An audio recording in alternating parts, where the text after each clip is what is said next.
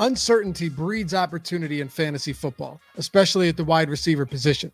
Whether they're coming off an injury-riddled season, just saw a change at quarterback, or are deemed to simply not be good enough by the general public, these receivers can provide huge value in all rounds of the draft, sometimes with very little risk.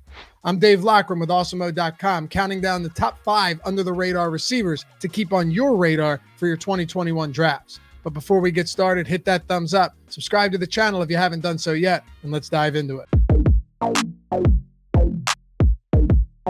Breshad Perriman will be playing for his 5th team in 6 seasons in the NFL, but this might be his best opportunity to produce. The Lions lost Kenny Golladay, Marvin Jones, and Danny Amendola this offseason and replaced them with Breshad Perriman, Tyrell Williams, and drafted Amon-Ra St. Brown in the 4th round.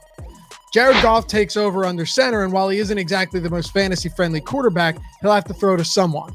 And with the Lions having the 2nd lowest win total in the NFL, we can be certain they'll have to throw at one of the league's highest clips. And outside of TJ Hockenson, who should take a big step forward in 2021, there isn't a single pass catcher on this roster who should be considered a clear number 1 ahead of Perriman. I was a huge Perriman truther coming into the league, and he's done nothing but disappoint. Outside of a 5-game stretch with Tampa Bay in 2019, where he closed out the season with an insane 506 yards and 5 touchdowns on 25 receptions and over 20 yards per catch. Perriman has proven capable of having some big games, though, and it's impossible to play in a worse offensive system than he did last year with the Jets. With an ADP in the 160s, Perriman is barely going drafted, if at all. So if your final pick ends up being the potential number 1 receiving option, even on a really bad team, who averages 16.5 yards per reception for his career and actually has 400-yard receiving games in his last 15 starts, you'd be crazy not to take a shot. Uncertainty breeds opportunity and also risk, but at his current ADP, there's virtually no risk and all upside to taking a shot on Perriman. Robby Anderson was the wide receiver 20 last season with Teddy Bridgewater under center. He posted his first 1,000-yard season and came only 5 receptions shy of 100. Had it not been for Anderson's paltry touchdown total, he would have been a PPR monster. The 2021 season brings changes to the quarterback position in Carolina, but it's hard to consider Anderson's reunion with Sam Darnold a downgrade from Teddy Bridgewater, with Matt Rule and Joe Brady at the helm, especially considering he finished 5th in football with 501 yards after the catch just last year. And yeah, Christian McCaffrey will enter the year healthy and surely play the featured role in the Panthers offense.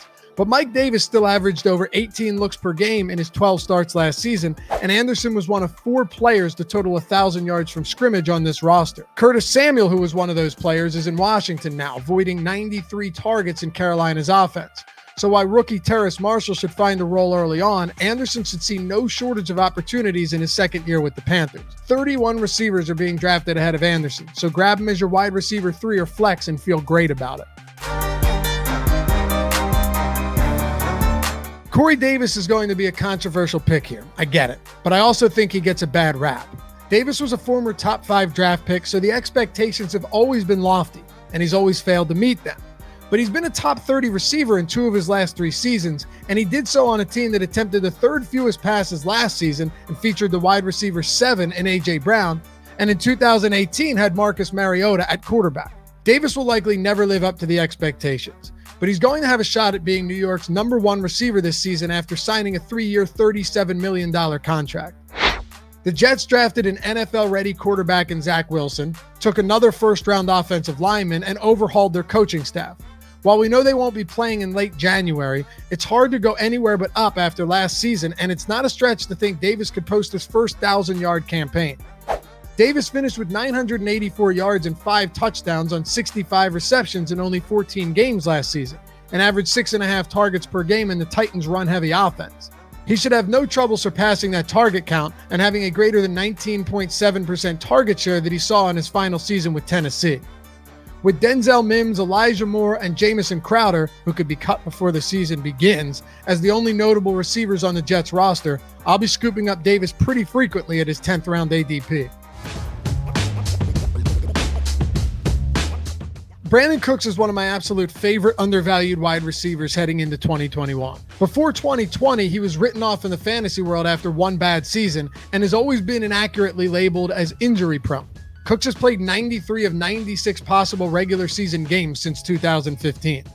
But perception doesn't always equal reality, especially in fantasy football. Cooks has eclipsed 1,000 yards receiving in 5 of his last 6 seasons, with 114 plus targets in each.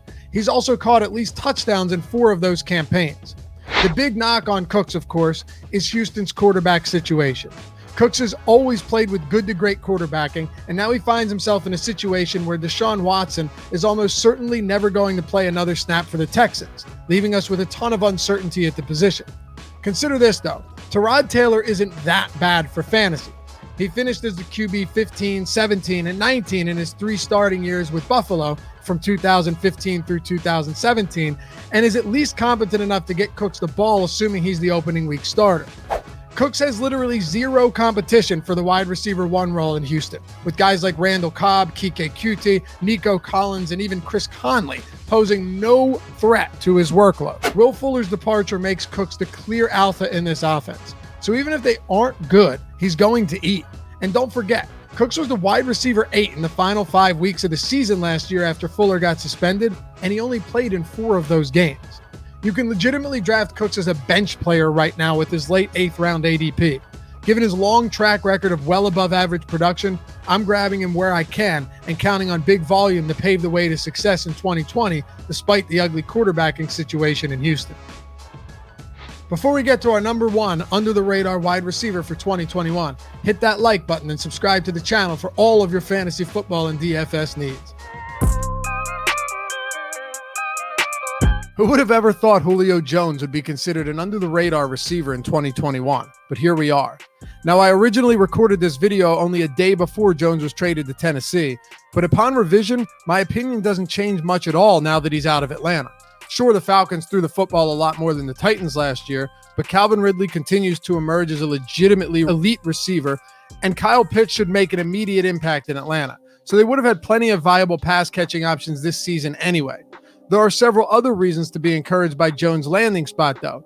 Even if he winds up on the same team as Derrick Henry, who carried the ball a mind-blowing 378 times in 2020. But first, let's talk about why Jones hasn't been getting the respect he deserves in drafts and why we should be targeting him. Jones dealt with a lingering hamstring injury all of last season and was active for only 9 games. This is the first time he's missed any significant stretch of games since 2013, so the narrative that he's always hurt just isn't true.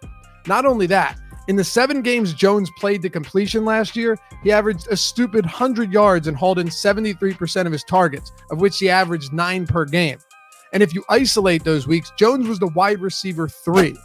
Since 2014, Jones has finished as the wide receiver 6, 2, 6, 7, 2, and 3, not including 2020. And the amazing part is he's managed to maintain these finishes without elite touchdown totals. So forgive me if I'm not convinced that he should drop to a 4th round ADP as the wide receiver 16. To be fair, this is where Jones was being drafted before getting traded to Tennessee, but I'm not convinced it changes much at all. Jones remains a bona fide wide receiver 1 who, outside of last year's nagging injury, has far from proven that his production is primed to fall off a cliff.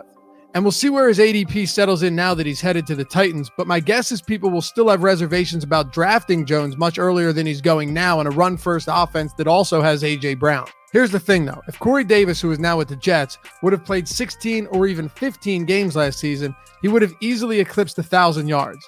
And the Titans would have finished the year with multiple 1,000-yard receivers. And Brown only played 14 games, too. Ryan Tannehill was 5th in passer rating and 7th in passing touchdowns. So efficiency and the ability to get the ball to receivers in the end zone wasn't a problem, despite plenty of rushing attempts near the goal line. And while we've yet to see how first-year offensive coordinator Todd Downing will run the offense, you'd have to be awful at your job to not make getting the ball to Julio Jones one of your priorities. I'm for sure drafting Jones ahead of CeeDee Lamb and Mike Evans, who both currently have ADPs higher than Jones, and will be thrilled to spend the 4th-round pick on a receiver who hasn't finished below wide receiver 7 in any full season that he's played since 2012. Now we just need to see if he hangs around the same ADP, but I don't see it moving enough to make this irrelevant. As always, thanks for watching, and be sure to head to Awesemo.com for all of your fantasy football needs. We'll see you back here for the next one.